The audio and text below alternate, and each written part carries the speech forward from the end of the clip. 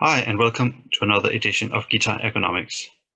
In this edition, I'm having a conversation with the hand surgeon Mark Phillips about the work we do together. This video is about carpal tunnel syndrome, trigger finger, and tendonitis in the hand. I hope you enjoy it.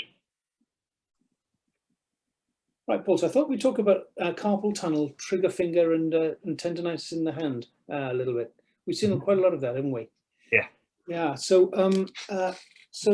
essentially, let me just explain first of all what carpal tunnel is and why all these three conditions are pretty much part of the same thing. So the flexor tendons in positions are really important. They're powerful, and they're the things that bring your fingers down into this position. And they run, there are two tendons to each finger, and one to the thumb, one to the far joint, and one to the near joint. And they both come down through here, and then the thumb single tendon comes down through here as well. And this is the carpal tunnel down here, just between these bones you can feel over here and these bones over here. The bones are in sort of C shape like that, with a ligament across the top, and all of the 9 tendons go through the middle, and then the median nerve comes through the middle of that. And if those tendons get swollen, then they squash the median nerve, give you tingling in these 3 fingers and half of that one. Sometimes it feels like it's the whole hand. And then there's a general feeling of congestion. So often these patients wake up in the morning or in the middle of the night with symptoms, because that's when the tendons tend to swell mostly, and it squashes the nerve. And then you squeeze your hands a little bit and it squeezes the juice out of the tendons. They're like sponges. And then there's more room becomes available for the nerve again, and it sort of recovers. And people naturally do that in the middle of the night or in the morning and get their movement back. But yes, and so the swollen tendons that can then lead to pain in the hand, generalized stiffness, sometimes coming up into the forearm, and triggering, which is another condition we've seen a lot of, where the finger suddenly flips like this. And grade 1 triggering is when it just flips like that, and grade 2 is when it sticks and you have to have your other hand to pull it out, and grade 3 is when it gets stuck so badly you can't actually pull it back, and neither you nor the surgeon can get it to come out straight again. And the good thing is that all of those, that if they happen really badly, you can give a steroid injection and that'll sort of take the worst of it away and help the condition. And trigger finger responds really well to steroid injections, but carpal tunnel syndrome tends to be a little bit more refractory than that. It's a bit more difficult. And of course, we talked about this before, Paul, haven't we, that when somebody playing the guitar flexes their wrist a lot, they're actually reducing the volume of the carpal tunnel by a significant percentage. And so it squashes the median nerve quite a lot. So we've talked about like bar chords and low positions like that. So yes, tendonitis really common in guitarists, trigger finger very common, and carpal tunnel is really common as well. And we've seen all of those, haven't we? Yes, we have. And I mean, when I'm working with the guitarist on those issues, and we are talking about, for a right-handed player, we are talking about the left hand technique here, the hand that comes up and works on the fretboard. And I always try and emulate what my wrist would be like if I'm out walking, where it just would be hanging down. That is, of course, not possible 100% when you play the guitar, but the closer you can get to have that kind of wrist position, the more likely you are to avoid any kind of pain and the condition you're talking about. And secondly, and this is the most important thing, it's the role of the thumb, because the natural tendency is to grab. You put on and you grab around the fretboard, but the fretboard, as you can see behind me, is made out of wood and it's very hard. So I use the larger muscles, from the back, from the shoulder and the arm, to move around on the fretboard. And the role of the thumb in general is that of a shadow.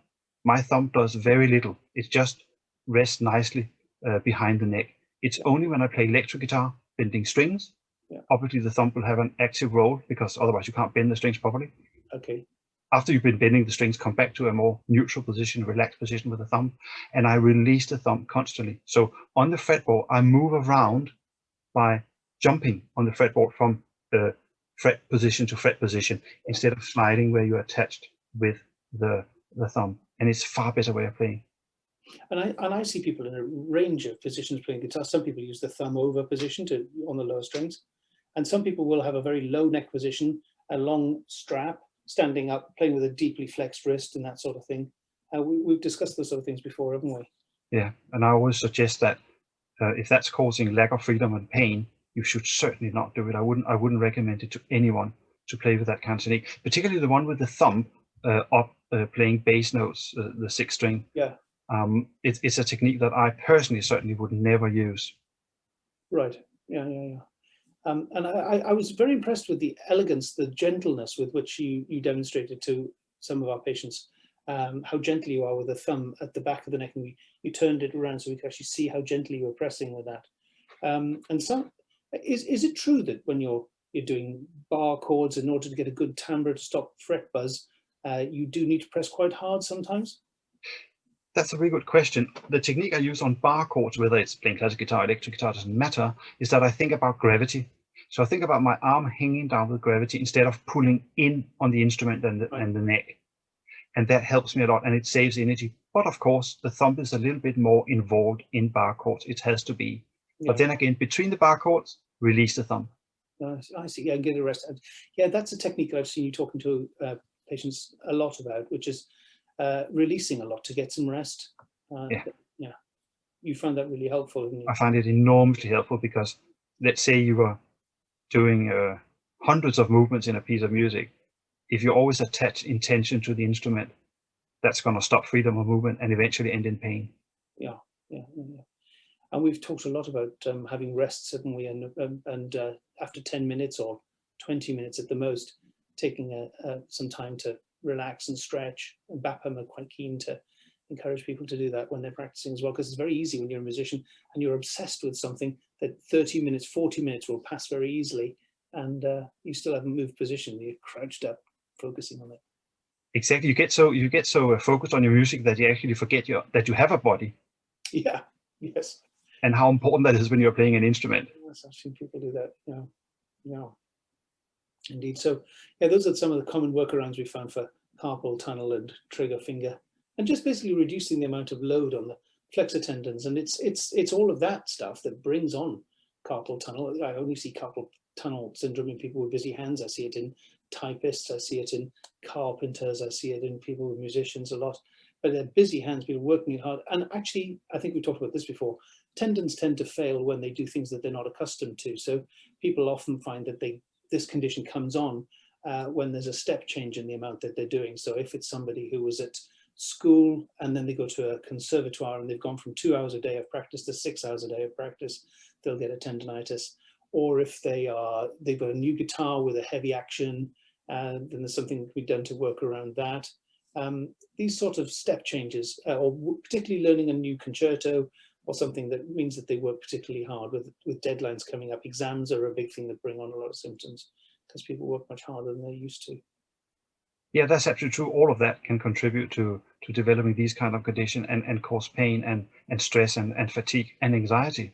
Yeah, but it's good to know that there are lots of workarounds, aren't there, for these things that aren't necessarily surgery, and things that can help with these conditions. Yeah, absolutely. Approaching it with the right mindset and with the right technique, I think, can make a world of difference.